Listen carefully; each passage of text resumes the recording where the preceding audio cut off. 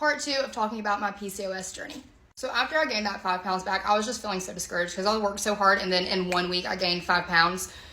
So I stopped working out and I gained weight back. I have never in my life been skinny. Never.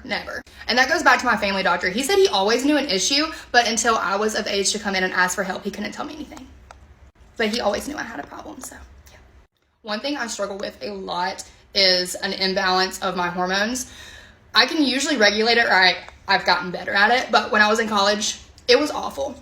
I was very, very depressed. I could have a conversation just like I am right now and be completely like teary-eyed, bawling my eyes out, and my friends are like, what is going on? I felt completely fine, but tears were flowing. It was so weird.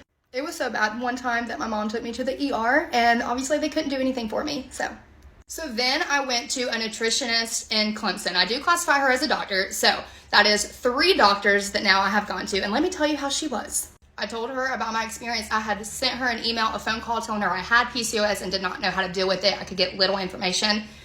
And she showed me the food pyramid. Literally pulled out a pamphlet like this. I'm so tired of pamphlets at this point. She said, make sure you're eating your greens, make sure you're eating something from each of the pyramid scales, whatever. And good luck. So this is the 3rd doctor that could not tell me any information. When I tell you I had a mental breakdown. I literally could not even drive back to my apartment because I was crying so much. So I actually went to my school OBs. It was like at Redfern, I think that's what it was called. And they actually helped me a lot.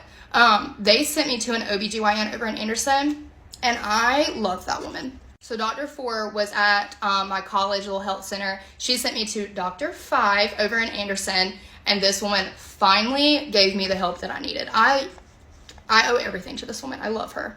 So then, this was like 3 years later, I finally figured out what was going on with my body. 3 years later.